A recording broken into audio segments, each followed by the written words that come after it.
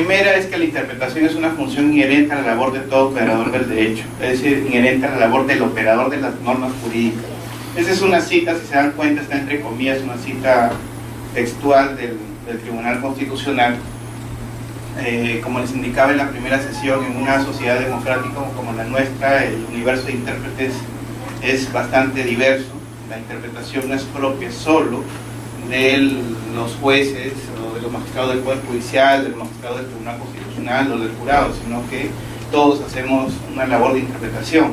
Posiblemente lo que cambia es la intensidad, la rigor, la vinculatoriedad, en todo caso, de los resultados o de las posiciones interpretativas que se den en el camino, ¿no? Tenemos interpretaciones que dan las personas que se dedican, por ejemplo, a la dogmática, al estudio, a escribir, a generar doctrina. Tenemos la interpretación que realizan los abogados, que obviamente cada uno va jalando agua para su molino, en una posición distinta, y tenemos la posición que pueda tener también interpretativa, lo que en doctrina se conoce como la interpretación oficial, la que realizan, por ejemplo, todos los funcionarios o servidores del Estado.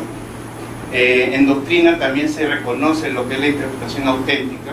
Ustedes, imagino que cuando hablo de interpretación auténtica, les recordarán de esta ley de interpretación auténtica, ¿no?, que se dio en la década del 90, que de algún modo es el propio legislador quien establece cuál es el sentido interpretativo de la norma, y que fue cuestionada a nivel del Tribunal Constitucional y que mereció la destitución en ese momento de algunos magistrados del Tribunal Constitucional. Y tenemos la interpretación que realiza el juez propiamente dicho, que es una interpretación no solamente en abstracto, como realizan los dogmáticos, ¿no?, sino que va ligada a la interpretación de la norma a la aplicación del caso concreto. Entonces ahí hay dos pasos específicos que se dan: la interpretación de la norma en abstracto, pero aplicada, en este caso, a un supuesto específico. Entonces, dentro de una sociedad como la nuestra, el universo de intérpretes es diverso. Lo que va a variar en este caso es posiblemente la exhaustividad del conocimiento, de la labor de interpretación, y además la vinculatoriedad de la posición interpretativa que se adopte en ese momento. Te decía que existe una variedad de intérpretes: la auténtica, la oficial, la judicial, la doctrinal. La actividad interpretativa tiene carácter discrecional, eso no lo podemos negar. Finalmente termina siendo la posición del intérprete en ese momento, pero lo que sí les indicaba es que hay que dotarla de objetividad, y esa dotarle de objetividad es dar razones que me llevan a ese tipo de conclusión, ¿no? Entonces, si tenemos una decisión judicial, siempre cuando hablamos de interpretación, argumentación, siempre se nos viene a la mente una resolución judicial. Entonces, una resolución judicial, como ya se ha indicado también en las tendencias jurisprudenciales, una adecuada motivación no va por el lado de cuántas páginas tiene, sino por las razones específicas que se den para llegar a esa conclusión determinada. Y como hemos en la tercera o cuarta diapositiva de la primera sesión explicamos un poco el procedimiento que se debe tener en este caso para realizar una labor de interpretación, y que parte por la identificación claramente de los hechos relevantes en el caso. A veces no identificamos correctamente los hechos relevantes en el caso, tampoco las normas aplicables a ese supuesto específico. Es más, y después tenemos las dificultades de no justificar adecuadamente cuál va a ser la posición interpretativa de las normas en relación con un supuesto específico. Y peor aún, en muchas circunstancias, especialmente los jueces, no toman en cuenta este principio de previsión sobre los efectos o las consecuencias que puede generar una decisión. Específicamente refería al tema de los efectos jurídicos.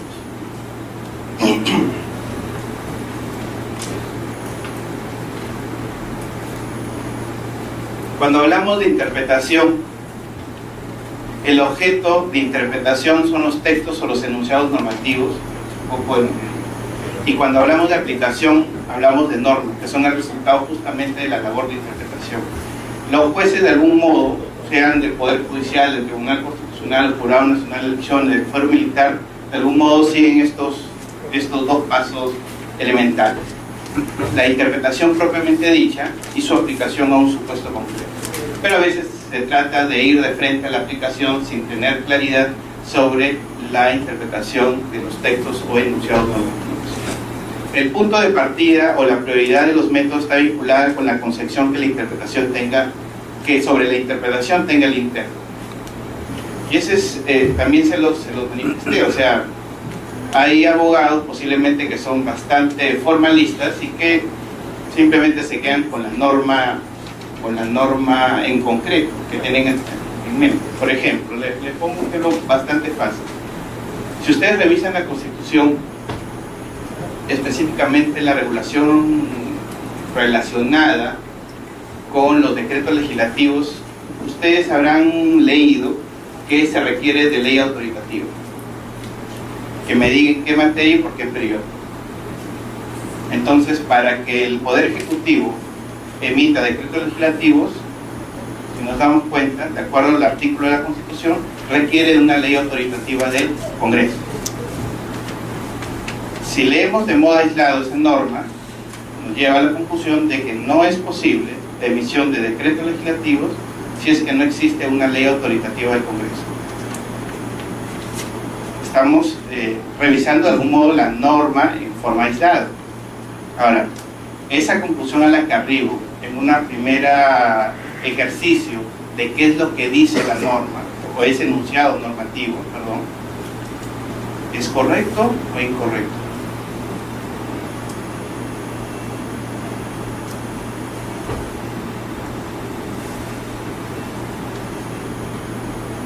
Por todos es conocido que siempre, casi siempre, cuando el Poder Ejecutivo ha emitido decretos legislativos, existe una ley autoritativa del Congreso, donde me dice qué materia debe ser regulada. Ahí la materia está determinada y además el tiempo.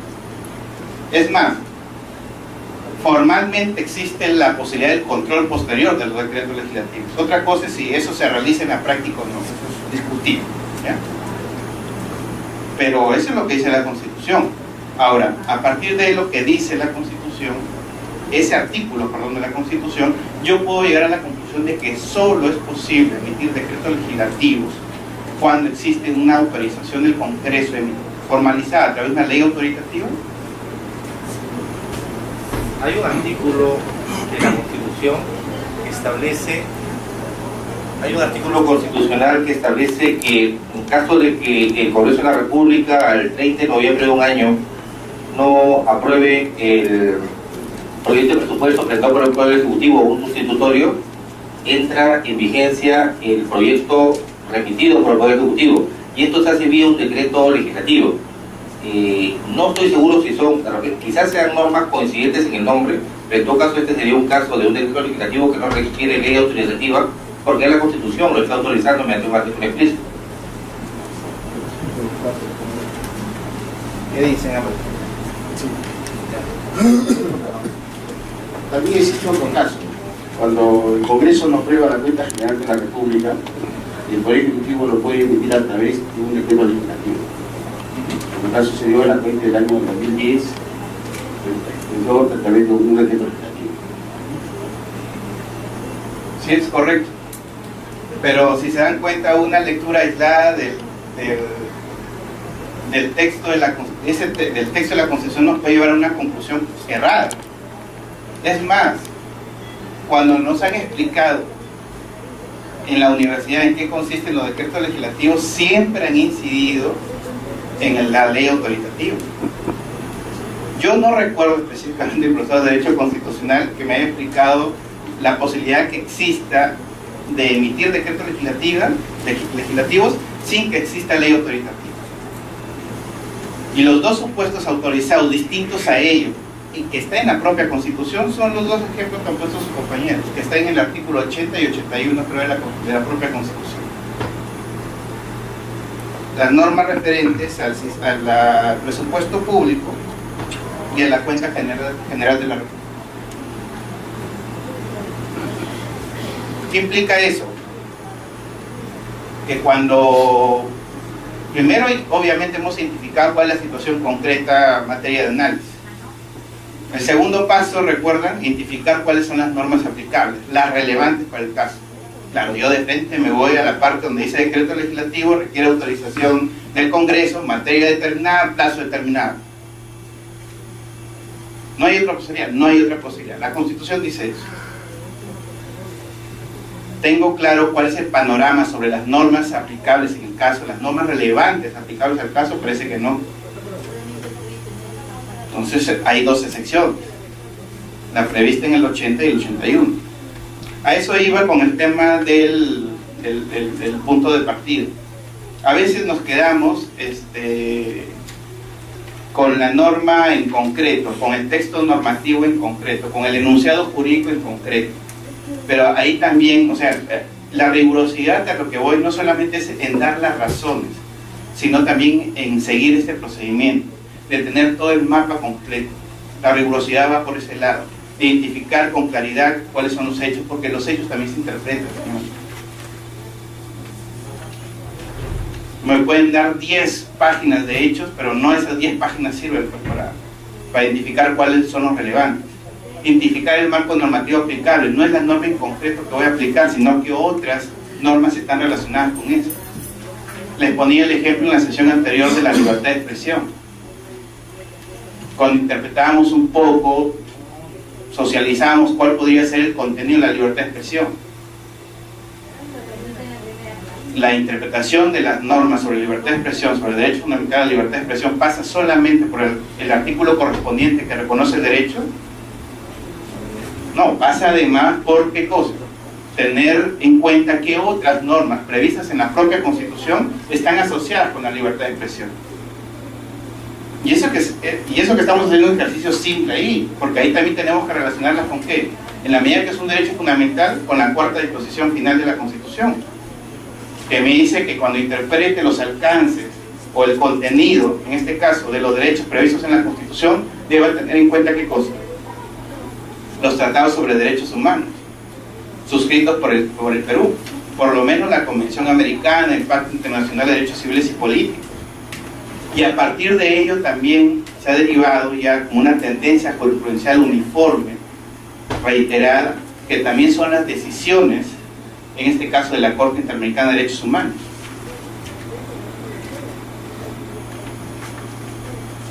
Y eso es importante, porque a veces pensamos que lo constitucional solamente es el texto expreso de la Constitución. Lo constitucional también es lo que dice, porque así está previsto en la propia Constitución, no es que lo estemos inventando a nivel doctrinal, sino que así está previsto, es la interpretación que realiza en este caso su guardián, el Supremo Intérprete. Igual criterio debemos tener en cuenta con la Convención Americana. Lo convencional, por decirlo así, en el ámbito internacional de los derechos humanos, no solamente la convención como texto, como norma, sino también lo que ha dicho, la interpretación que de ella, en este caso, ha realizado la Corte Interamericana de Derechos Humanos.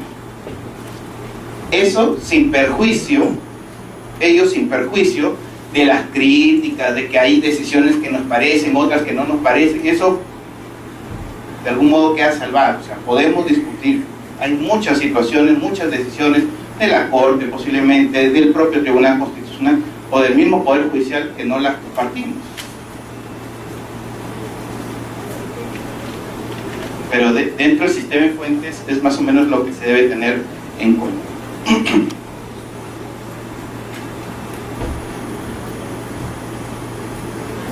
La interpretación dice no busca la voluntad del legislador, pero respeta su creación, es decir, el texto normativo que es objeto de interpretación es lo único que resulta obligatorio y no puede ser desconocido. ¿Recuerdan cuando hablábamos del método histórico? De tener en cuenta cuál fue la intención o la voluntad del legislador. Lo que indicamos en ese momento es que, y eso es un poco también ya mi tendencia, que puede ser no compartida con ustedes, es que el texto adquiere vida propia una vez que es emitido. Y el sentido, en este caso interpretativo, debe darse en función del texto. Ahora, con ello no estoy diciendo que hay que ser literales con el texto, sino que hay que buscar los sentidos interpretativos que razonablemente se pueden extraer del texto normativo. Entonces, lo que uno tiene que respetar obviamente es la creación del legislador, que es el enunciado, que es el texto normativo. materia u objeto de la labor interpretativa. Ahora, ¿la intención del legislador se debe tomar en cuenta? Sí. ¿Debe ser tomada en cuenta? Sí. Como un criterio adicional en toda esta labor que realiza el intérprete. Pero no puede ser el decisivo para establecer cuál es el sentido interpretativo. Si no, a la norma la sometemos a que al poco tiempo de haberse emitido cambien las circunstancias y simplemente no pueda ser aplicada. Podemos discutir también, tener ejemplos concretos de normas que están vigentes, que son válidas, vigentes, pero que no se aplican en la realidad, porque han cambiado las circunstancias. ¿Recuerdan ustedes en el Código Penal del 94 que estaba previsto el adulterio? ¿Y quién era el sujeto activo de adulterio? La mujer. El texto, el tipo penal de adulterio decía la mujer, supongamos, no recuerdo exactamente el texto, pero decía la mujer que le saca la vuelta a su marido estando casada y todo lo demás. El varón que le sacaba la vuelta a su esposa, atípico, pues. Sí, se debe mantener, dice acá. Pero, por ejemplo, en el 24 estaba previsto el adulterio de esa manera. Actualmente el código no prevé el delito de adulterio.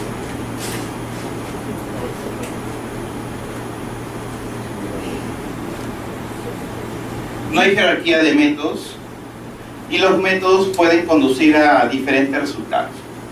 Lo ideal es que siempre partan del método gramatical, es el punto de partida.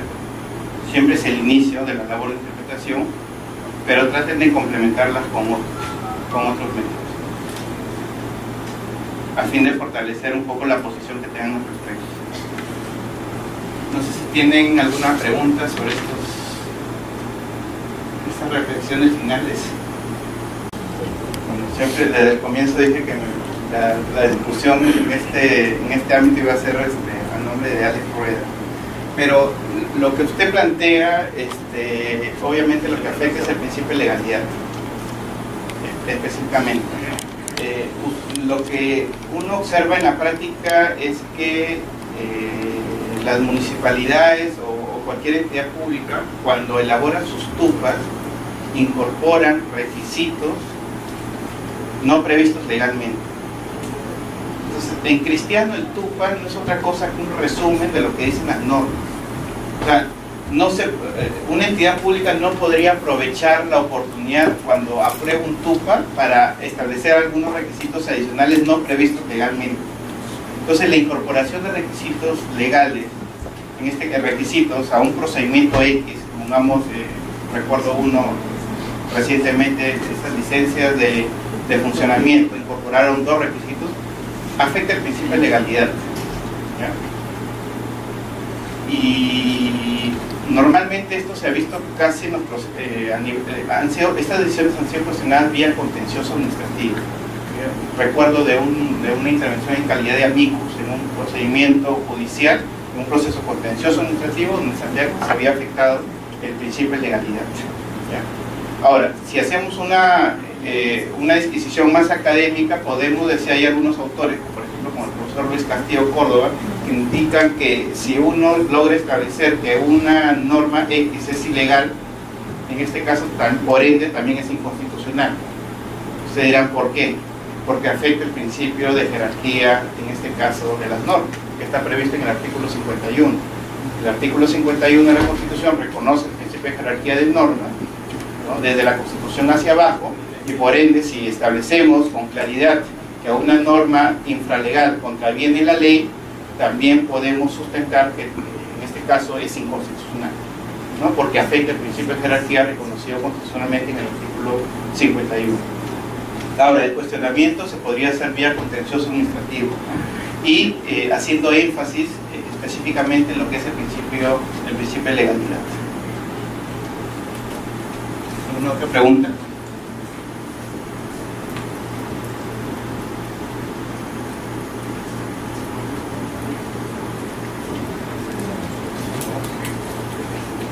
Esa.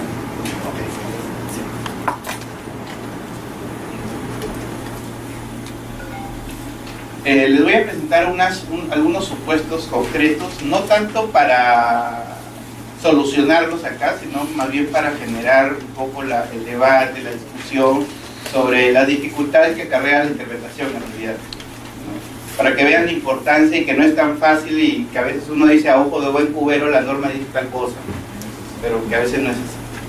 ¿Ya?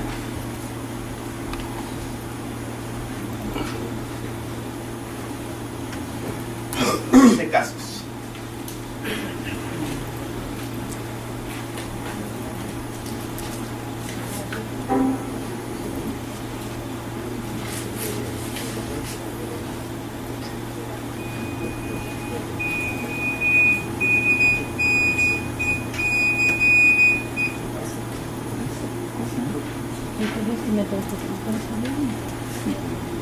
Ahí está.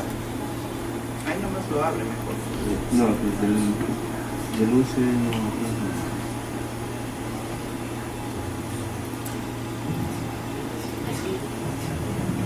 Ahí está.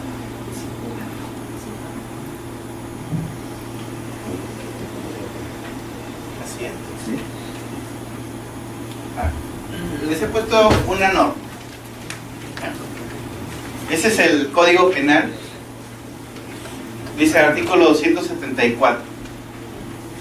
El que encontrándose en estado de ebriedad con presencia de alcohol en la sangre en proporción mayor de 0.5 gramos de litro o bajo el efecto de drogas, un texto adicional, será reprimido con pena privativa de la libertad. Posiblemente de las intervenciones puedan salir algunos que estén pensando como abogados.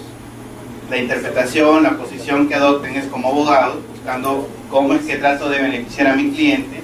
Hay otros que pueden hacer una interpretación más desde el tipo de vista académico o doctrinal, en una interpretación en abstracto de cuál posiblemente sean los alcances de la norma, y otros posiblemente estén pensando en una situación en concreto, ¿no? Una interpretación, de ahí una aplicación en una situación concreta. Entonces las posibilidades de interpretación pueden ser variadas. Entonces les planteo la siguiente pregunta: a partir de este enunciado normativo, ¿qué es lo que quiere decir la norma? O más que qué es lo que quiere decir, ¿qué es lo que dice la norma? ¿Queda claro?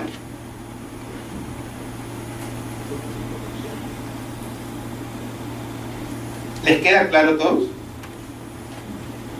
Parece que sí, ¿no? Es textual. Pero que opinen los que han pasado por esa situación, pues. Claro, aquí podríamos decir, ¿saben qué? Hay personas que dicen, no, yo borracho manejo mejor, en fin, pero si yo estoy bien, yo puedo manejar bien. Más bien cuando estoy en estado de ebriedad, estoy con mis 5 sentidos puestos.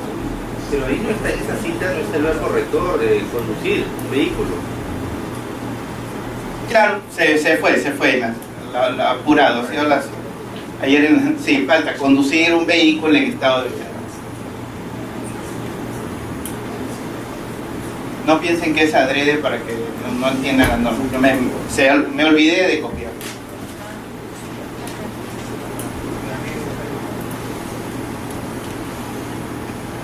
¿Sí? ¿Les queda claro?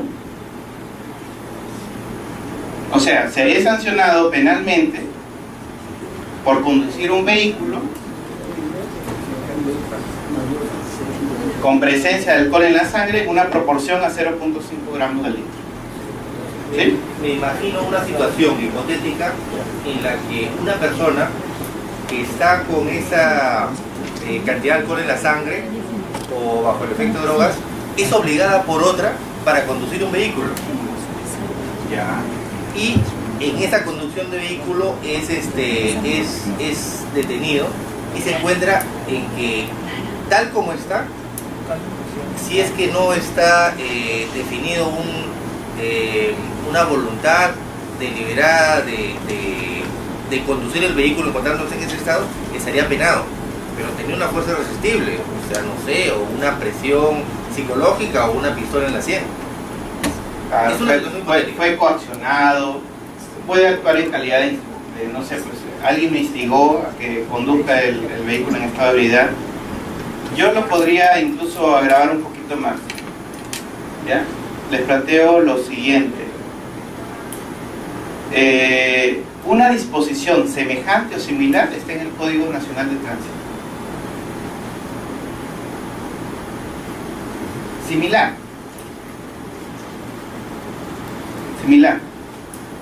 Recuerden que en la dogmática penal esto se conoce como un delito de peligro abstracto. No requiere pues que para que me sancionen penalmente atropellar, lesionar, ultimar a alguna persona. Simplemente es la actividad de conducir un vehículo en estado de ebriedad. Más que en estado de ebriedad, yo voy a ser más literal, con presencia de alcohol en la sangre en proporción mayor de 0.5 gramos de litro. Eso es lo que me dice la norma. Es un delito de peligro abstracto. En el Código Nacional de Tránsito hay una norma, una infracción similar.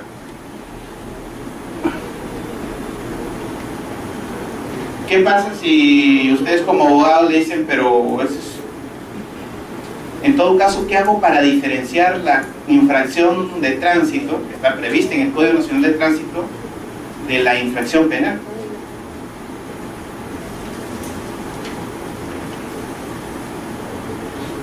Si se dan cuenta, estamos en un segundo paso. Al principio nos quedaba claro que es conducir un vehículo, fácil, ¿no? Conducir un vehículo con presencia de alcohol en la sangre superior a 0.5. Pero cuando ya le incorporamos elementos como que esa misma conducta está prevista como infracción de tránsito en el Código Nacional de Tránsito, se nos complica el asunto. Yo les preguntaría, ¿el ordenamiento jurídico nacional es posible, es permisible que una conducta esté prevista como infracción administrativa y a la vez como infracción penal y merezca sanción en los dos, tanto en la vía administrativa como en la vía penal?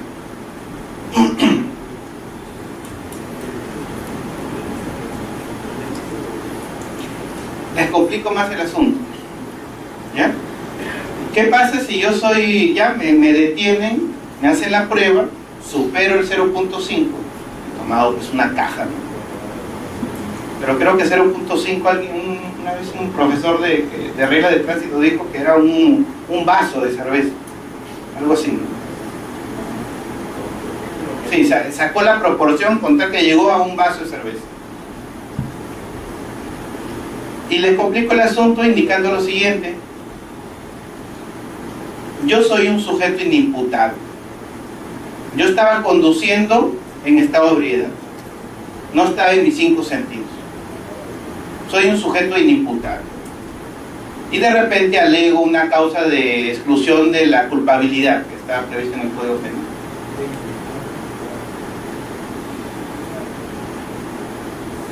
A lo que voy es que esa situación que parece fácil al principio se nos va complicando si le ingresamos otros elementos. Y esos elementos se dan en la práctica.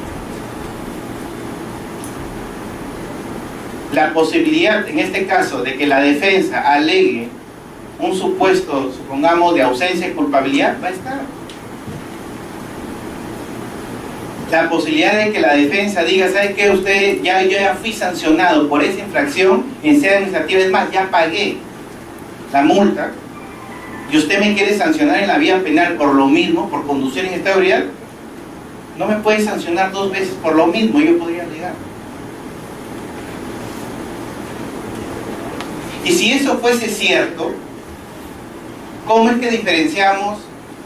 Si fuese cierto que no me pueden sancionar, o el Estado no puede sobrereaccionar punitivamente, sancionando tanto en la vía administrativa como en la vía penal a una persona X por la misma conducta, ¿cómo es que soluciona esa situación?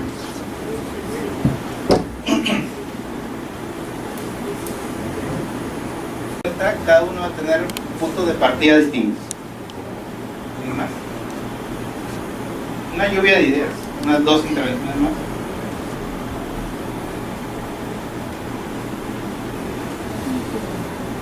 La diferencia entre infracción administrativa penal en relación con la civil queda clara.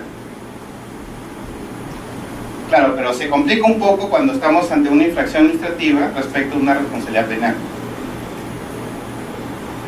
En lo particular, soy de la idea de que ahí se deben adoptar criterios materiales. En el fondo, ¿qué estoy castigando? La conducción en estabilidad, ¿no? En la infracción administrativa, ¿qué es lo que me está diciendo? Me está sancionando con multa por conducir en estabilidad. ¿Y en el ámbito penal? No, pero la conducta, me refiero materialmente, ¿no es lo mismo? Claro, el problema está en que en doctrina, más en la jurisprudencia que en doctrina, siempre se dice que hay que evaluar una triple identidad de sujetos, hechos y en este caso fundamentos. Lo relevante es la identidad de fundamento. Claro, por ahí nos llenamos la boca indicando que son distintos bienes jurídicos. Lo que protejo en el ámbito administrativo es la adecuada marcha, los administrativistas comienzan, ¿no?, la adecuada marcha de la administración, ¿no? En el ámbito penal,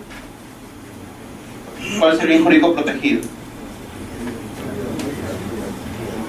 Claro, en concreto, materialmente la vida, la integridad de las personas, posiblemente, pero es un delito, como es un delito de peligro abstracto, es un delito de peligro común. Son distintos, pues. Yo me pregunto, ¿son distintos? O sea, porque nada más le cambio, entre comillas, el nombre a cuál va a ser el bien jurídico protegido. Por eso mi opción es más por ir por un criterio material. O sea, concretamente, ¿qué es como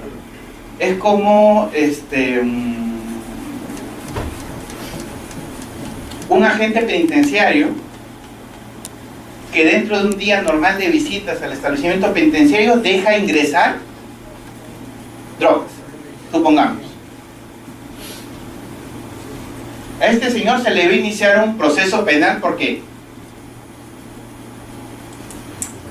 ¿Por tráfico de drogas o no? Claro, por tráfico de drogas. Pero también en el ámbito administrativo le inician un procedimiento administrativo disciplinario. ¿Por qué? Concretamente, ¿por qué? Por haber dejado permitido el ingreso de droga. ¿Y en el ámbito penal, por qué? Por haber permitido también, o sea, concretamente, ¿cuál es la conducta? Es lo mismo. Claro, ese supuesto casi es lo mismo, ¿no? Pero hay supuestos que sí son distintos, donde sí puede haber infracción administrativa como una infracción penal. Pero en los supuestos que les estoy poniendo son casi similares, o es el caso de la presunta negligencia médica, ¿no? Un ginecólogo, nadie sabe, por ejemplo, que cuando se hace una cesárea intervienen dos equipos: el equipo del anestesiólogo y el ginecólogo, que es el cirujano propiamente dicho, el que va a hacer la cirugía, pues, obviamente.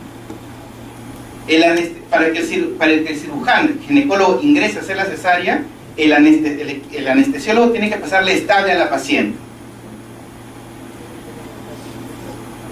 Estable. Al contrario censo, si no me la pasa estable la paciente, yo no intervengo. ¿Qué pasa si el anestesiólogo, cuando aplica la anestesia, entra en paro la señora y no la puede recuperar? Porque eso pasa también. Como ginecólogo puedo decir, ¿sabes qué? Si no me pasas estable la paciente, ¿yo por qué voy a asumir esa responsabilidad, ese pasivo? Pero también puedo decir, ¿sabes qué?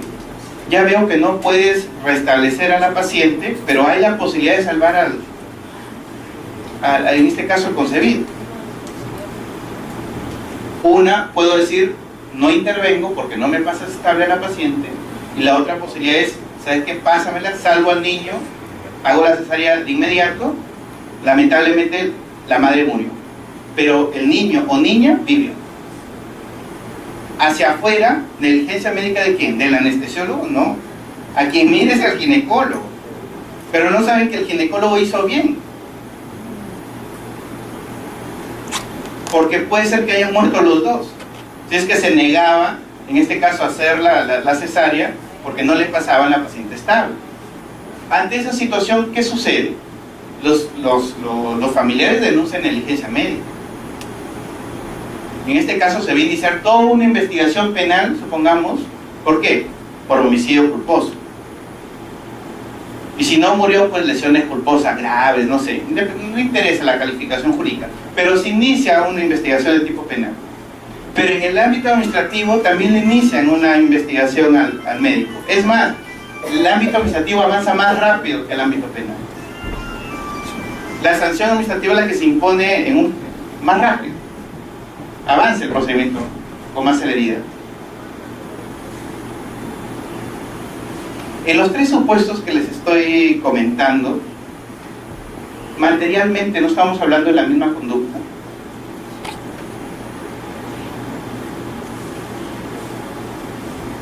Debería permitirse, o en todo caso el ordenamiento debería permitir una sanción doble, en este caso frente a la misma conducta. Lo más obvio no sería que más bien se suspende el ámbito administrativo a la resulta de lo que se decide en sede penal, porque en el caso concreto, en teoría, se entiende que el ámbito penal, el ámbito jurisdiccional es más gravoso y comprende el grado del injusto previsto en el ámbito administrativo. Lo suspendo a la resulta. Puede ser que acá concluya que esa conducta que se ha investigado no sea relevante para el derecho penal, pero puede ser que sí sea relevante para el ámbito administrativo. Si es relevante para el derecho penal, lo voy a sancionar. Por ende, el ámbito administrativo ya quedó en stand-by. Pero si acá se decide que los hechos investigados no son relevantes para el ámbito administrativo, para el ámbito penal, es posible que el ámbito administrativo retome y sancione en base a criterios de tipo administrativo. ¿Esa no sería una salida más lógica a esta situación? Para evitar la doble sanción por los mismos hechos. ¿Eso se hace en la práctica? No. Es más, solemos decir, una cosa es la responsabilidad administrativa y otra cosa es la responsabilidad penal. Nada más revise por curiosidad el Código Tributario.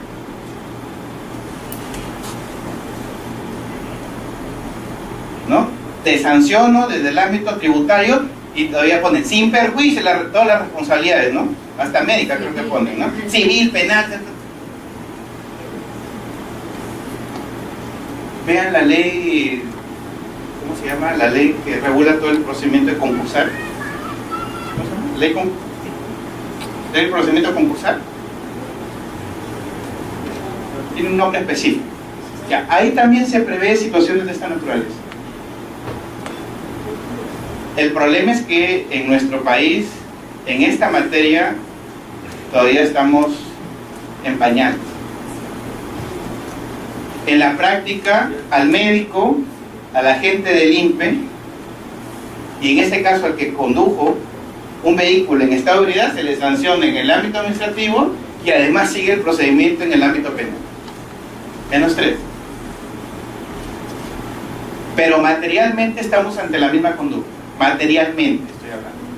Pueden haber situaciones en las cuales sí podemos determinar con claridad que una cosa va a ser la infracción administrativa y otra cosa va a ser la infracción penal. Posiblemente el grado del injusto administrativo no esté comprendido en el injusto penal. Entonces ahí sí es posible, en este caso, ir por el lado administrativo por un tema específico y por otro en el ámbito penal. Pero en los supuestos que les pongo, queda claro que no. Sí. Lo que he estado discutiendo es el contenido de lo que es el nebis in idem. No, que no lo he dicho con ese nombre, pero a eso apuntaba en realidad. Porque estaba hablando justamente de la triple identidad. Incluso yo le podría agregar otro principio, el principio de interdicción de la arbitrariedad. El Estado no puede actuar, en este caso, no tener una sobrereacción sancionadora frente al ciudadano, en este caso sancionándolo tanto en el ámbito administrativo como en el ámbito penal por la misma conducta que materialmente es la misma. Entonces, de algún modo, el Estado está en una situación distinta al ciudadano. Y frente a este ejercicio de la potestad sancionar el Estado hay que ponerle límites justamente porque no están en una relación asimétrica con el ciudadano que va a ser en este caso objeto de sanción. A lo que apuntaba con el artículo 274 es que al parecer el que dice la norma queda claro también. Pero cuando ingresamos a qué quiere decir la norma y le ingresamos aspectos concretos de nuestra vida cotidiana, se complica. Ahora, lo que indicaba la colega, el tema que pasa si atropello o lesiones, claro, ahí ya entra un tema, no quería complicarlo mucho porque ahí podemos entrar al tema de concurso de delitos, ¿no? Es más, creo que está previsto de modo autónomo en la parte de lesiones, en la parte de homicidio, cuando esas lesiones o la muerte es a consecuencia de estar en estado de ebriedad. Entonces ya está el contenido de este injusto, ya está previsto como agravante dentro de las normas de lesiones o de homicidios, ¿ya? No sé si tienen alguna otra aportación al respecto.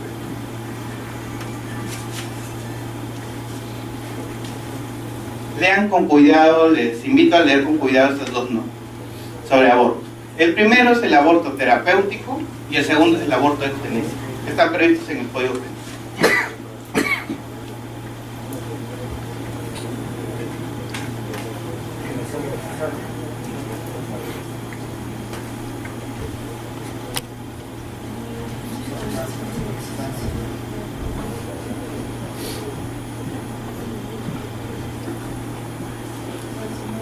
La idea no es discutir concepciones ideológicas sobre el aborto, sino a partir de qué dice la norma. Lo que quiero es hacer más bien un ejercicio de interpretación, nada más.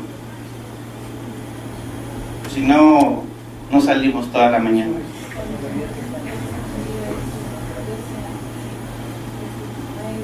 Obviamente el aborto terapéutico no está penado y el aborto eugenésico sí tiene una sanción mínima, pero está previsto, se ha previsto como una sanción concreta, ¿no?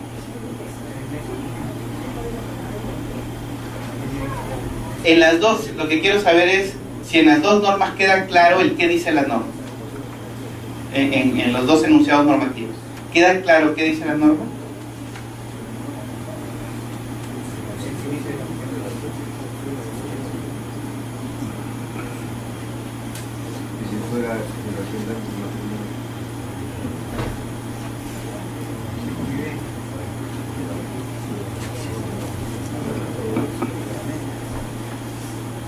¿Qué les parece? Una pequeña ronda de intervenciones. Es punible el aborto practicado por un médico con el consentimiento de la mujer embarazada o de su representante legal si lo tuviere, cuando es el único medio para salvar la vida de la gestante o para evitar en su salud un mal grave y permanente. Aborto terapéutico. No es punible, no se sanciona el aborto practicado por un médico con el consentimiento, o sea, tiene que ser practicado por un médico, tiene que haber consentimiento de la mujer embarazada o de su representante legal, y procede solamente cuando es el único medio para salvar la vida de la gestante o para evitar en su salud un mal grave y permanente. Parece que hay varias normas. Dentro de este enunciado, texto normativo, hay varias normas jurídicas, ¿ya? En el siguiente, aborto eugenésico. El aborto será reprimido con pena privativa de la libertad no mayor de 3 meses cuando el embarazo sea consecuencia de una violación sexual fuera del matrimonio, inseminación artificial no consentida y ocurrida fuera del matrimonio. Claro, acá un colega indicaba qué pasa si es la violación dentro del matrimonio. Es ilógico, ¿no? Es como que lo que quieren decir, o lo que está detrás es que no hay posibilidad de que exista un supuesto en que el marido pueda violentar sexualmente a su esposa. Es más, cuando ello ocurre, no lo consideran como violación. Ese es el asunto. Es como cuando en doctrina se discute sobre el tema de la violación a las meretrices, ¿no? A las prostitutas.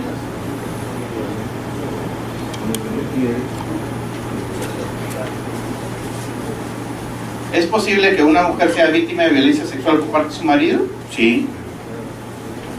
¿Por qué tendría que quedar fuera del supuesto? Imagínense, la voluntad del legislador. ¿Cuál habrá sido la voluntad del legislador, no?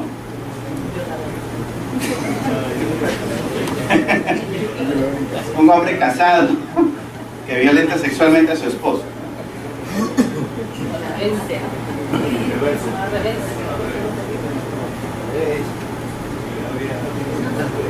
Entonces, como que el supuesto de violación sexual, donde la mujer, perdón, el supuesto de embarazo a consecuencia de una violación sexual, en este caso, no sé si la palabra es propinada por el esposo a su esposa, no estaría sancionado, ¿no? No hay la posibilidad en este caso, perdón, más que sancionado, no habría la posibilidad de que la señora pueda abortar.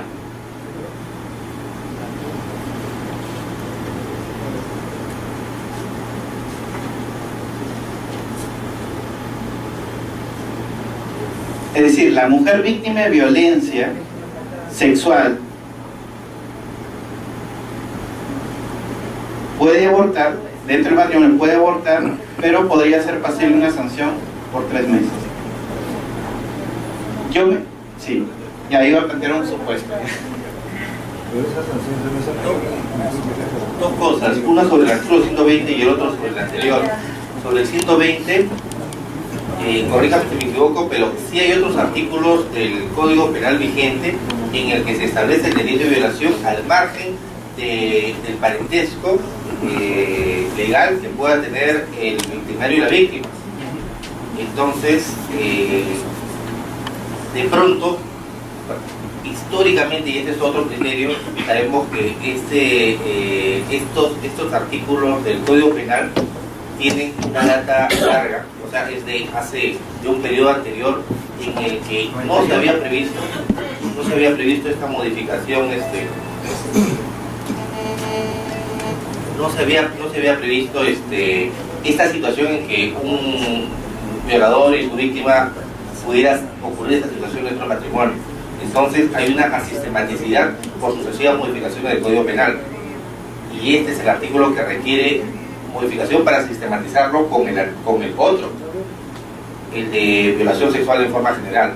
Y en cuanto al 119, la frase que empieza cuando es el único medio en adelante, es decir, las 3 últimas líneas,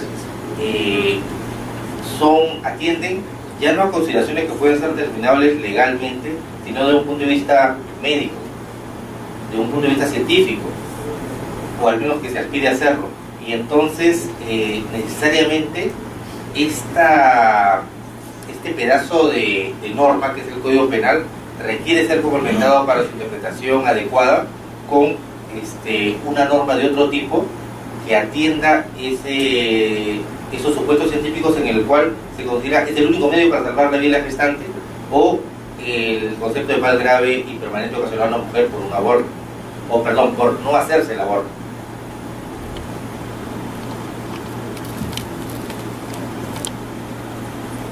En el primer, ahora, solamente para aclarar, por si acaso acá las normas orientan el tema de la sanción del aborto, no de la violación sexual. La violación sexual igual se va a castigar por las normas pertinentes de violencia sexual. Si no, me refería al tema de la posibilidad de abortar cuando en este caso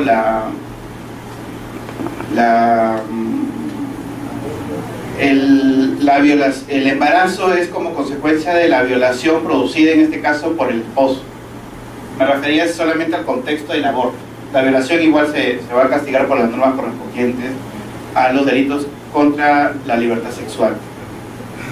E iba a lo siguiente: queda claro posiblemente en el 119 el supuesto de cuando es el único medio para salvar la vida de la gestante. Yo tengo algunas dudas todavía sobre, o para evitar en su salud un mal grave y permanente. En doctrina, por si acaso, el primer supuesto en la doctrina penal se le reconoce como un estado de necesidad exculpante. Dice que la conducta es típica, antijurídica, pero no se le puede atribuir esta conducta como culpable, en este caso a la madre o al médico que lo parece.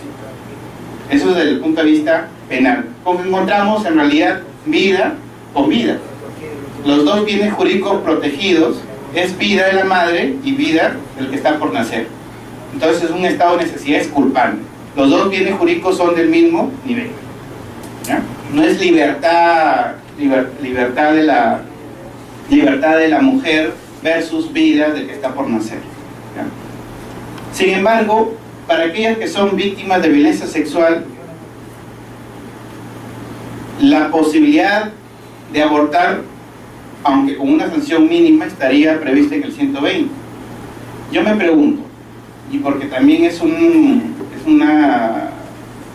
leído algunos artículos donde dice, y obviamente no lo podemos negar, cuán grave es las consecuencias o las secuelas derivadas de una violencia, de un acto de violación sexual, y cómo es que reacciona la madre si es que en este caso va a tener a un hijo, a un niño o un niño. Y esas graves secuelas que genera un acto de violencia sexual están relacionados con la salud de la madre, física, con la salud física y psicológica. Es posible que como abogado reconduzca la posibilidad del aborto a ese, teniendo en cuenta ese último apartado del artículo 119. Me queda claro, para salvar la vida de la gestante, pero para evitar en su salud un mal grave y permanente. Yo sé que le estoy sacando la vuelta a la norma, ¿ya? Pero estamos acá haciendo un ejercicio de interpretación. No estoy diciendo que aquí van a comenzar a hacerlo, no, me refiero a que son un poco como estamos jugando con los alcances de las normas. Porque recuerden que cuando hablamos de salud, no solamente la salud física, sino también la salud psicológica. Yo veo una mujer que era afectada, en este caso, por un acto de violación, y más aún, en este caso, con un embarazo. Ahora, con lo que les estoy diciendo que estoy compartiendo esa posición, ¿eh? No interesa qué es lo que yo opine detrás de eso. No estoy haciendo un ejercicio de interpretación. Este supuesto que les indico, lo puedo hacer calzar en el último apartado del artículo 119 y llegar a la conclusión de que ese aborto no es punible. ¿Qué opino? El último supuesto, para salvar la vida gestante, más o menos nos queda claro. Posiblemente hayan supuestos discutibles. Yo estaba hablando de la siguiente posibilidad, dice, o para evitar en su salud un mal grave y permanente. O para evitar en su salud un mal grave y permanente. Yo lo digo un poco teniendo en cuenta el discurso que existe, que no lo podemos obviar, sobre las consecuencias derivadas en este caso, las consecuencias derivadas de un acto de violación sexual en las mujeres, los efectos que genera un acto de violación sexual en las mujeres. Estoy pensando en eso. Entonces, yo les preguntaba si podemos reconducir, en este caso, una situación semejante al último supuesto del 119, ¿no? Para llegar a la conclusión de que ese aborto no va a ser punible, o no es posible, o ya estamos relajando el texto de la norma, ¿no?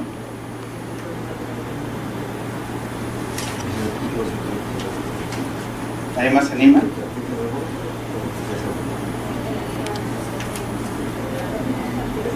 Claro, y cuando estamos hablando de, si se dan cuenta, aquí hablamos vida con vida.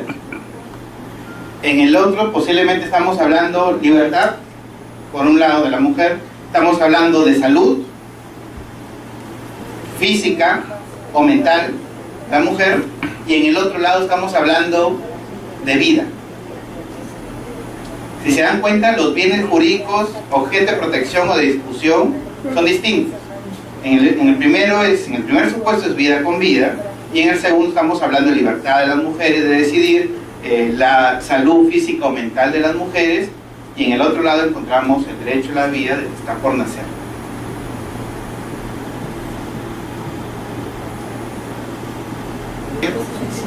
Claro, es como la del abogado, ¿no? Que utiliza el texto normativo para un poco sustentar cuál va a ser su posición en el caso, lo que le conviene en este caso. Pero hay que entenderlo, en este caso tener en cuenta el texto normativo, el enunciado normativo en su integridad. ¿Alguien más?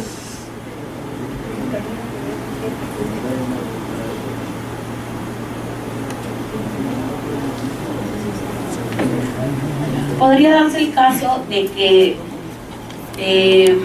quedando embarazada una mujer a consecuencia de una violación sexual, ella argumente, no sé de qué manera, porque para eso tendría que haber un estudio o algo, que podría haber sufrido un mal grave y permanente, o sea, y encuadre ese supuesto del 120 en el 119. Creo que va a ser hasta fácil que lo sustente. Es más, hay una presunción de que queda afectada. O sea, o sea, es más, no creo que haya un personal de la medicina que indique que no ha quedado afectada, ¿no? Que está normal, ¿no? Si en este caso el embarazo es producto de una violación sexual. Pero al margen de un poco de las orientaciones que podamos tener sobre el tema, queda claro que una lectura de ambos textos no queda claro, valga la redundancia, de cuál es el sentido de la norma. Queda claro el que dice la norma, pero no el sentido de la norma. Entonces, sí es posible, haciendo un ejercicio de interpretación, que el supuesto que les acabo de señalar lo pueda reconducir, en este caso, al último apartado del artículo 119. ¿Es posible? Sí es posible. Habría que justificarlo, obviamente. ¿Ya?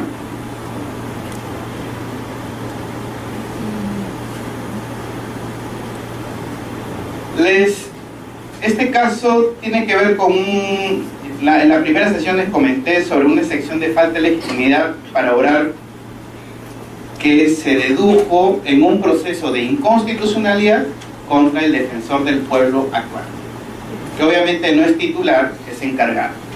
¿Ya? Y les dije también que la respuesta que hemos dado al tribunal frente a esa sección ha sido utilizando justamente un análisis de norma, de un texto normativo, identificando concretamente cuáles son los supuestos normativos. La norma es la siguiente. Dice: el defensor del pueblo designará entre los adjuntos al que lo representará en aspectos administrativos en los casos de impedimento temporal o cese cuando sea imposible que continúe en el cargo hasta que lo asuma el sucesor. Ese es el artículo 8 de la Ley Orgánica de Defensoría del Pueblo. Y esa es la norma objeto de interpretación. La repito: el defensor del pueblo designará entre los adjuntos al que lo representará en aspectos administrativos en los casos de impedimento temporal o cese cuando sea imposible que continúe en el cargo hasta que lo asuma el sucesor. Aquí simplemente una pauta de inicio. Siempre cuando tengamos un texto de esta manera, es conveniente, a efecto de establecer qué dice la norma y el qué quiere decir la norma, identificar cuáles son los supuestos normativos. Si hacemos una lectura general, posiblemente adoptemos una posición equívoca respecto al tema. ¿Qué otras normas están relacionadas con esta situación? El ROF y la Ley de Procedimiento Administrativo General. El ROF, ¿qué dice? El defensor del pueblo asignará entre los adjuntos al que lo representará en aspectos administrativos en los casos de impedimento temporal o cese cuando sea imposible que continúe en el cargo hasta que lo asuma el sucesor. Y la Ley del Procedimiento Administrativo General habla de la institución de la suplencia. Y específicamente cuando habla del suplente, es que quien asume, en este caso, en calidad de suplente, lo hace con todas las prerrogativas, las potestades, en este caso le corresponderían al titular. ¿Ya? ¿Cuál es el supuesto interpretativo planteado? En este caso por una Procuraduría del Estado. El defensor del pueblo encargado carece de la legitimidad para obrar, para iniciar un proceso de inconstitucionalidad conforme al ordenamiento legal vigente. Solo está habilitado para realizar funciones administrativas circunscritas a la gestión interna de la institución. Esa es la excepción. No tiene legitimidad para presentar demandas de inconstitucionalidad y solo puede, en este caso, abocarse a aspectos administrativos de la institución.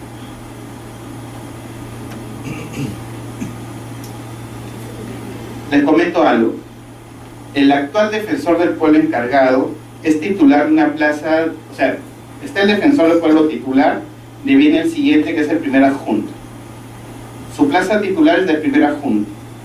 pero como ya ante la renuncia de la titular es el que sube, ¿no? Pero obviamente, ¿no?, como no es nombrado directamente por el Congreso, es encargado. Es un poco la situación. Y el primer adjunto del pueblo ROF, obviamente cuando existe defensor del pueblo titular en funciones, se encarga de toda la parte administrativa.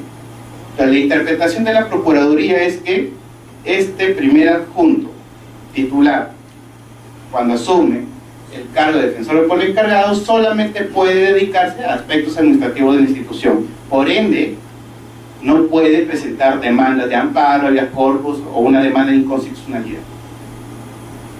Esta sección se planteó en el seno de un proceso de inconstitucionalidad que se ha planteado contra un decreto legislativo donde dice que toda la información relacionada con la seguridad nacional es secreta.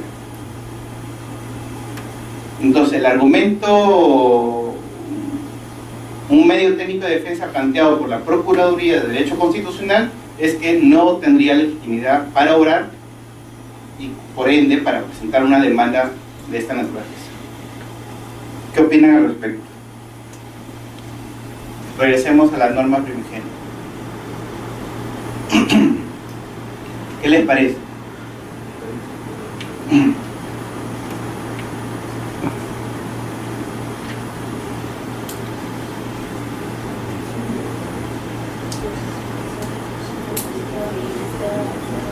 Es más, creo que si nos dedicáramos a aspectos administrativos no tendría razón de ser de ese.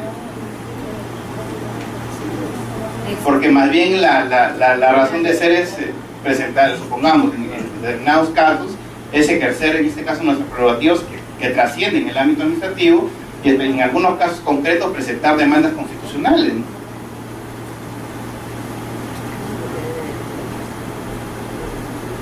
Como diríamos en el argot criollo, cerraríamos el kiosco,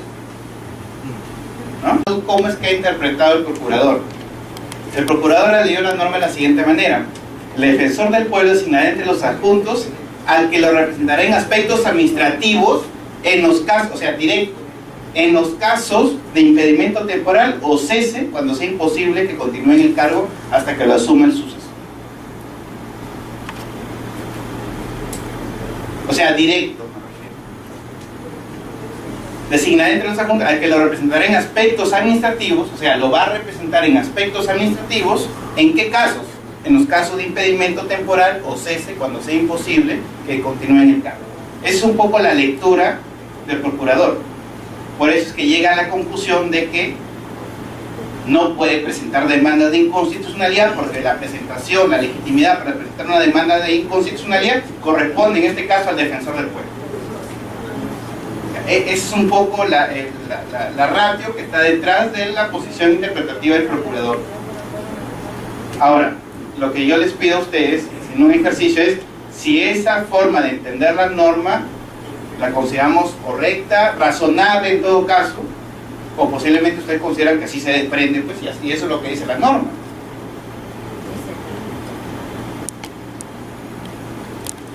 Si nos damos cuenta, a diferencia de los casos anteriores que hemos discutido, acá parece que no nos queda claro a simple vista el qué dice la norma.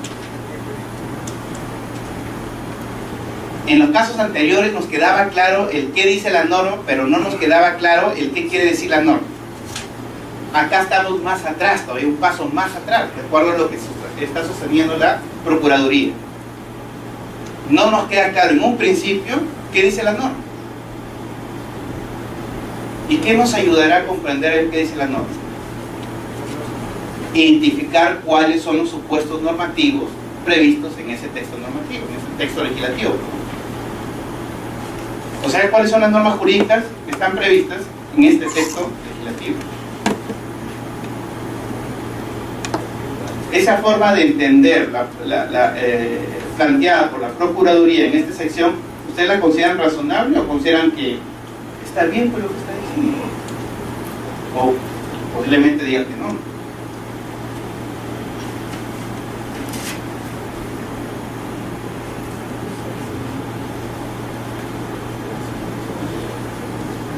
Revisemos, le vamos a dar una lectura y vamos a los supuestos normativos. El defensor del pueblo designará entre los adjuntos al que lo representará en aspectos administrativos en los casos de impedimento temporal o cese cuando sea imposible que continúe en el cargo hasta que lo asuma el sucesor.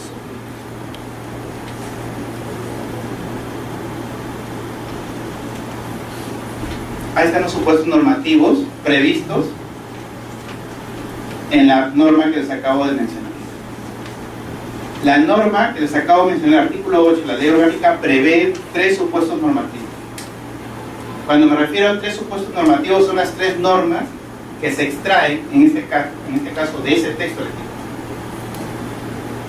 Primero, el defensor del pueblo podrá designar entre sus adjuntos a quien lo representará en aspectos administrativos.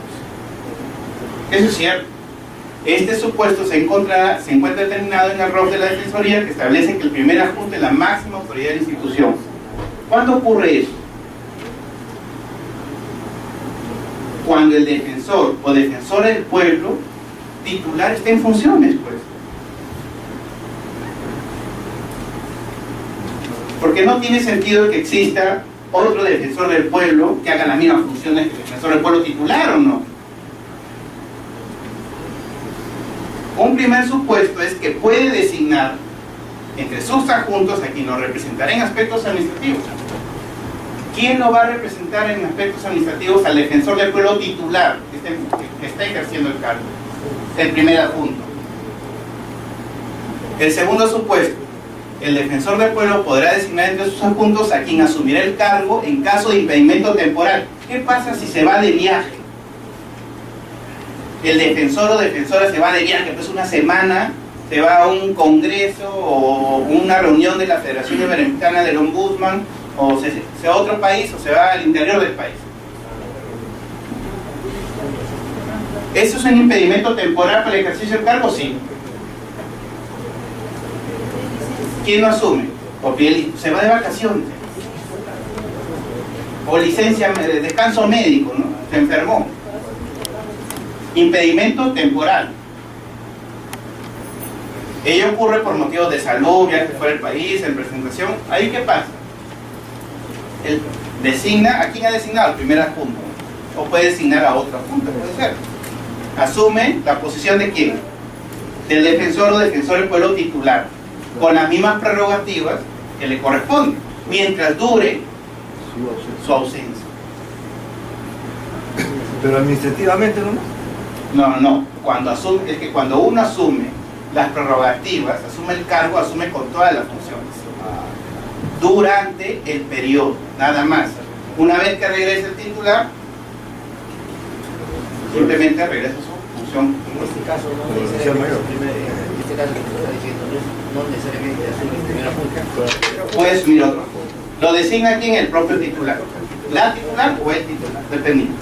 Y el tercer supuesto, el defensor del pueblo podrá designar entre sus puntos a quien asumirá el cargo en caso de cese cuando sea imposible que continúe en el cargo. Renuncia, como ha sucedido en este caso. La doctora Merino, que fue la última defensora del pueblo designada por el Congreso, renunció por fallecimiento, incapacidad permanente sobrevenida al defensor. ¿Ella qué dijo? Yo designo a quién, al primer adjunto. Por eso es que él, ¿qué hace? Sube al cargo de defensor, obviamente no titular, encargado, y asume con todas las prerrogativas. Entonces, si esos son los tres supuestos normativos, ¿cómo es posible que se pueda llegar a la conclusión de que el defensor del pueblo encargado, que no es el titular obviamente, no pueda presentar demandas constitucionales? Y estos supuestos normativos, ¿de dónde los extraigo? Del propio artículo 8. Si usted ve en mi cargo. No, eso te quería decir de que te contradice con el otro que solamente cargo administrativo. Si nos damos cuenta, aquí estamos ante una situación. En el primer supuesto estamos cuando existe un defensor o defensor del pueblo titular en función. En función, existe. El primer adjunto no va a ser las veces de defensor, ¿no? El primer adjunto se va a dedicar, en este caso, porque así ha sido determinado orgánicamente, a funciones administrativas. o a temas de línea, en todo caso, dentro, al interior de la institución, porque existe un defensor del pueblo o defensor del pueblo. En el segundo supuesto estamos ante un impedimento temporal, es momentáneo. Ella también, o él también puede designar al primer adjunto o a otro adjunto, quien lo representará durante ese periodo en el que defensor o defensora no va a estar. Y otra es cuando no va a ser posible pues que siga ejerciendo el cargo, por renuncia. En este caso fue por renuncia. ¿Ella qué hace? Designa mediante resolución tal que el primer adjunto asume el despacho del defensor del pueblo. Y cuando asume el despacho, obviamente lo hace con todas esas prerrogativas. Por eso había citado la Ley del Procedimiento Administrativo General. El desempeño de los cargos de los titulares de los órganos administrativos puede ser suplido temporalmente en caso de vacancia o ausencia justificada por quien designe la autoridad competente. El suplente sustituye al titular para todo efecto legal, ejerciendo las funciones del órgano con la plenitud de los poderes y deberes que las mismas contienen. Y si nos damos cuenta, ahí estamos haciendo un análisis solamente teniendo en cuenta las normas relevantes aplicables al caso. Pero ahí también podemos nosotros incorporar otros criterios adicionales. ¿Ustedes creen que es razonable una interpretación como la planteada por la Procuraduría, donde de repente lo que está es una interpretación que está orientada, que simplemente la institución esté paralizada y no pueda cumplir con su función, que ha sido asignada constitucionalmente, de defensa de derechos? Ese es otro elemento a tener en cuenta. Recuerden cuando nosotros indicamos que hay que dotarle de objetividad a la posición interpretativa, hay que dar razones que sustenten ellos. No se pueden admitir obviamente interpretaciones que no sean razonables. O sea, es razonable, en este caso una posición como la planteada por la Procuraduría, donde está orientada en este caso a paralizar que la institución, en este caso la Defensoría, pueda cumplir su mandato constitucional.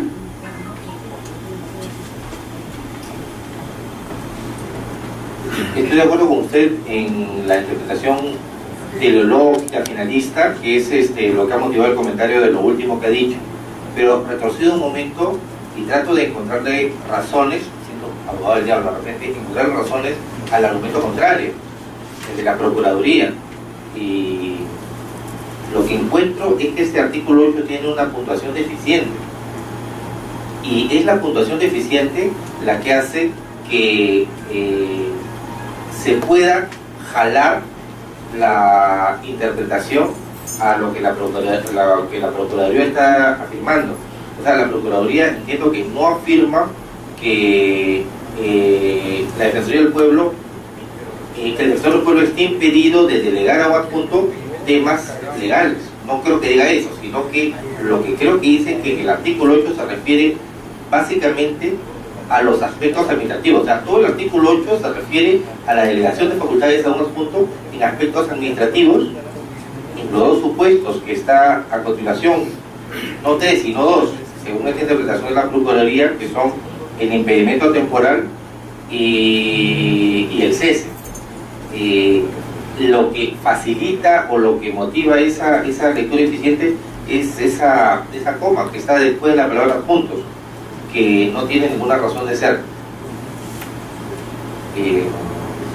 Pero sí también es censurable que la Procuraduría, de la misma forma que esa coma está errónea, la coma que está después de administrativos la entienda como borrada y entienda que solamente se dan casos de impedimento temporal y cese para aspectos administrativos, en el caso de aspectos administrativos. Ahora, el comentario de nuestro colega me lleva primero a sostener que nos damos cuenta que la interpretación literal, gramatical, no es suficiente a veces para entender el sentido interpretativo de las normas. Con eso es un claro ejemplo. Posiblemente hay un problema, no sé, pues, han puesto un punto y coma, una coma donde no corresponde, y de repente termina haciendo, no permite, en todo caso permite a la otra parte hacer una lectura que no corresponde o no es razonable en todo caso. Pero sí lo que quería indicar al respecto era lo siguiente. El razonamiento de la Procuraduría fue lo siguiente. Ha partido, utilizó el 8, pero el punto de partida es que el doctor Vega es titular de una plaza de primer adjunto. Como primer adjunto desempeña aspectos administrativos, cuando obviamente existe un defensor. Entonces, lo que él dice es, utilizando esa forma de entender el 8, como es primer adjunto, y en su función de primer adjunto, es la máxima autoridad administrativa dentro de la institución, solamente puede llega a la conclusión de que solamente puede desempeñar funciones administrativas. Por ende, no puede demandar. Él debió completar más bien el razonamiento, indicando de que él no está haciendo ahí la función de primer adjunto, sino está haciendo la función de encargado del despacho. Eso es lo que le faltó. Adrede o no, eso ya está dentro de la justificación que podría haber tenido el procurador. Pero el asunto es que, si bien es cierto, puede haber un problema de la coma, pero el razonamiento, para hacerlo válido y sostenible, tiene que ser riguroso, completo en todo caso. Él no se puede quedar que es primer adjunto, pero aquí no está como primer adjunto, está como encargado del despacho, y como encargado del despacho genera otro tipo de consecuencias o efectos jurídicos. ¿Qué pasó después? Planteamos, y el Tribunal Constitucional obviamente desestimó la excepción y dijo que el defensor del pueblo estaba legitimado para cumplir sus funciones cabalmente, de acuerdo a su mandato constitucional, y por ende también presentar demandas de inconstitucionalidad. Esta excepción se planteó el año pasado y fue resuelta el año pasado también. Ahorita estamos esperando de algún modo que resuelva la demanda de inconstitucionalidad contra el artículo 12, que declara secreta toda la información referida a la defensa nacional. ¿Ya? ¿Alguna otra pregunta? Bueno, sin más que decir, les agradezco por su atención, y esta es la última sesión y será hasta otra oportunidad.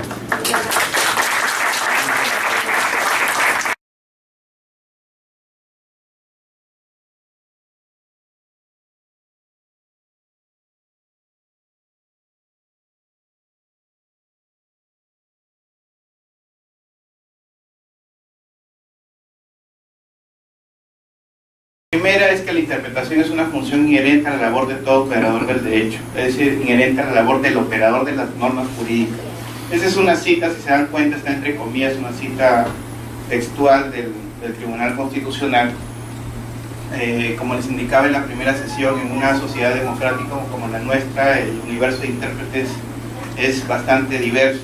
La interpretación no es propia solo de los jueces o de los magistrados del Poder Judicial, de los magistrados del Tribunal Constitucional o del jurado, sino que todos hacemos una labor de interpretación.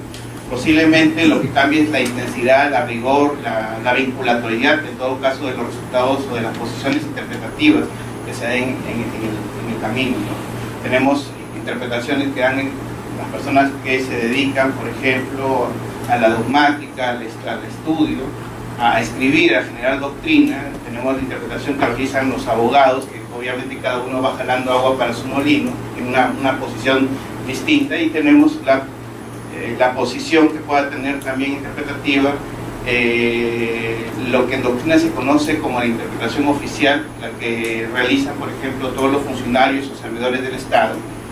En doctrina también se reconoce lo que es la interpretación auténtica. Ustedes, imagino que cuando hablo de interpretación auténtica les recordarán de esta ley de interpretación auténtica, ¿no?, que se dio en la década del 90, que de algún modo es el propio legislador quien establece cuál es el sentido interpretativo de la norma, y que fue cuestionada a nivel del Tribunal Constitucional y que mereció la destitución en ese momento de algunos magistrados del Tribunal Constitucional. Y tenemos la interpretación que realiza el juez propiamente dicho, que es una interpretación no solamente en abstracto, como realizan los dogmáticos, ¿no?, sino que va ligada a la interpretación de la norma a la aplicación del caso concreto. Entonces ahí hay dos pasos específicos que se dan: la interpretación de la norma en abstracto, pero aplicada, en este caso, a un supuesto específico. Entonces, dentro de una sociedad como la nuestra, el universo de intérpretes es diverso. Lo que va a variar en este caso es posiblemente la exhaustividad, el conocimiento de la labor de interpretación y además la vinculatoriedad de la posición interpretativa que se adopte en ese momento. Te decía que existe una variedad de intérpretes, la auténtica, También existe otro caso.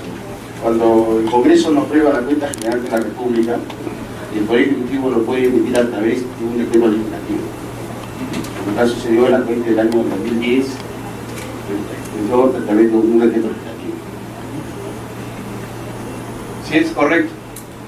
Pero si se dan cuenta, una lectura aislada del texto de la Constitución nos puede llevar a una conclusión errada. Es más, cuando nos han explicado en la universidad en qué consisten los decretos legislativos, siempre han incidido en la ley autoritativa. Yo no recuerdo específicamente el profesor de Derecho Constitucional que me haya explicado la posibilidad que exista de emitir decretos legislativos sin que exista ley autoritativa.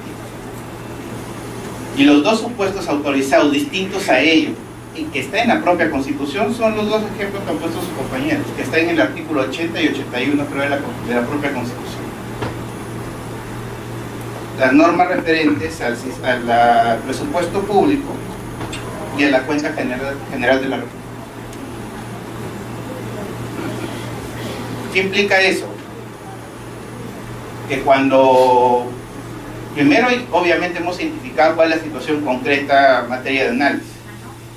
El segundo paso, recuerdan, identificar cuáles son las normas aplicables, las relevantes para el caso.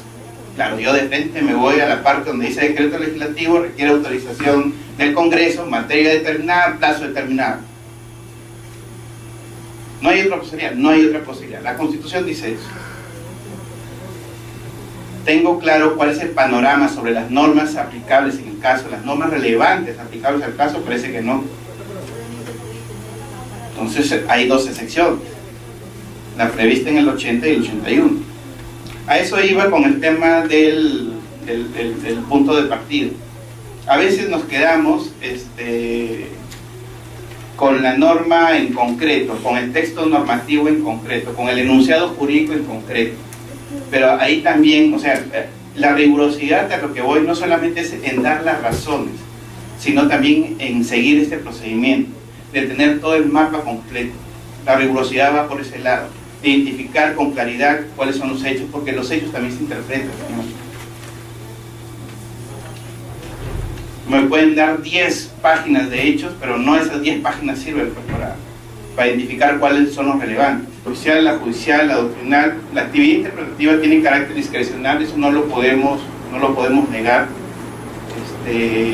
Finalmente termina siendo la posición del intérprete en ese momento, pero lo que sí les indicaba es que hay que dotarla de objetividad, y esa dotarle de objetividad es dar razones que me llevan a ese tipo de conclusión, ¿no? Entonces, si tenemos una decisión judicial, siempre cuando hablamos de interpretación, argumentación, siempre se nos viene a la mente una resolución judicial. Entonces, una resolución judicial, como ya se ha indicado también en las tendencias jurisprudenciales, una adecuada motivación no va por el lado de cuántas páginas tiene, sino por las razones específicas que se den para llegar a esa conclusión determinada. Y como hemos en la tercera o cuarta diapositiva de la primera sesión explicamos un poco el procedimiento que se debe tener en este caso para realizar una labor de interpretación, y que parte por la identificación claramente de los hechos relevantes en el caso. A veces no identificamos correctamente los hechos relevantes en el caso, tampoco las normas aplicables a ese supuesto específico. Es más, y después tenemos las dificultades de no justificar adecuadamente cuál va a ser la posición interpretativa de las normas en relación con un supuesto específico. Y peor aún, en muchas circunstancias, especialmente los jueces, no toman en cuenta este principio de previsión sobre los efectos o las consecuencias que puede generar una decisión. Específicamente refería al tema de los efectos jurídicos.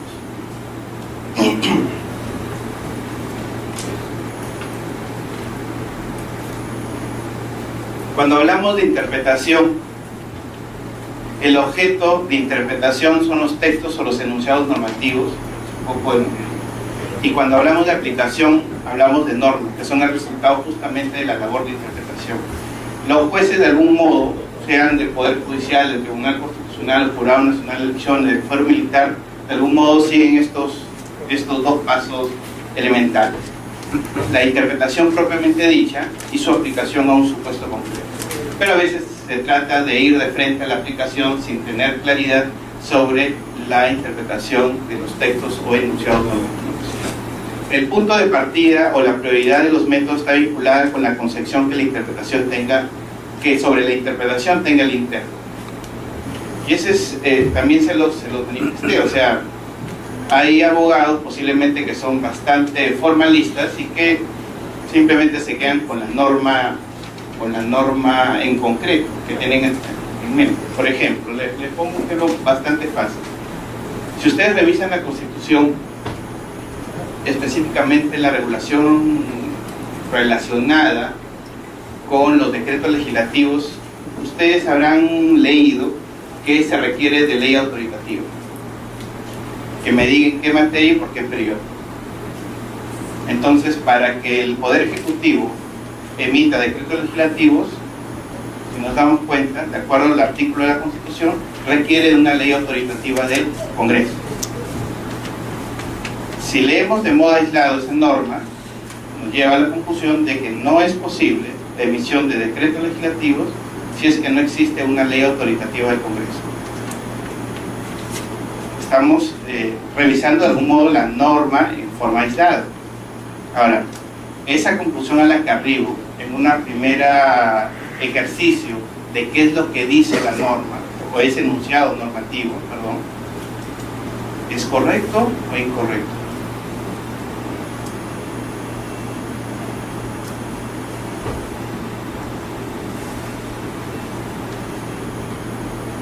Por todos es conocido que siempre, casi siempre, cuando el Poder Ejecutivo ha emitido decretos legislativos, existe una ley autoritativa del Congreso, donde me dice qué materia debe ser regulada. Ahí la materia está determinada, y además el tiempo. Es más, formalmente existe la posibilidad del control posterior de los decretos legislativos. Otra cosa es si eso se realiza en la práctica o no, eso es discutible, ¿ya? Pero eso es lo que dice la Constitución. Ahora, a partir de lo que dice la Constitución, ese artículo, perdón, de la Constitución, yo puedo llegar a la conclusión de que solo es posible emitir decretos legislativos cuando existe una autorización del Congreso formalizada a través de una ley autoritativa. Hay un artículo de la Constitución que establece, hay un artículo constitucional que establece que en caso de que el Congreso de la República al 30 de noviembre de un año no apruebe el proyecto de presupuesto presentado por el Poder Ejecutivo o un sustitutorio, entra en vigencia el proyecto remitido por el Poder Ejecutivo, y esto se hace vía un decreto legislativo. No estoy seguro si son, quizás sean normas coincidentes en el nombre, pero en todo caso este sería un caso de un decreto legislativo que no requiere ley autorizativa, porque la Constitución lo está autorizando mediante un artículo explícito. ¿Qué dicen? Identificar el marco normativo aplicable. No es la norma en concreto que voy a aplicar, sino que otras normas están relacionadas con eso. Les ponía el ejemplo en la sesión anterior de la libertad de expresión. Cuando interpretábamos un poco, socializábamos cuál podría ser el contenido de la libertad de expresión. La interpretación de las normas sobre libertad de expresión, sobre el derecho fundamental a la libertad de expresión, pasa solamente por el artículo correspondiente que reconoce el derecho. No, pasa además por ¿qué cosa? Tener en cuenta que otras normas previstas en la propia Constitución están asociadas con la libertad de expresión. Y eso que estamos haciendo un ejercicio simple ahí, porque ahí también tenemos que relacionarlas con ¿qué? En la medida que es un derecho fundamental, con la cuarta disposición final de la Constitución, que me dice que cuando interprete los alcances o el contenido, en este caso, de los derechos previstos en la Constitución, debe tener en cuenta ¿qué cosa? Los tratados sobre derechos humanos, suscritos por el Perú, por lo menos la Convención Americana, el Pacto Internacional de Derechos Civiles y Políticos. Y a partir de ello también se ha derivado ya como una tendencia jurisprudencial uniforme reiterada, que también son las decisiones, en este caso de la Corte Interamericana de Derechos Humanos.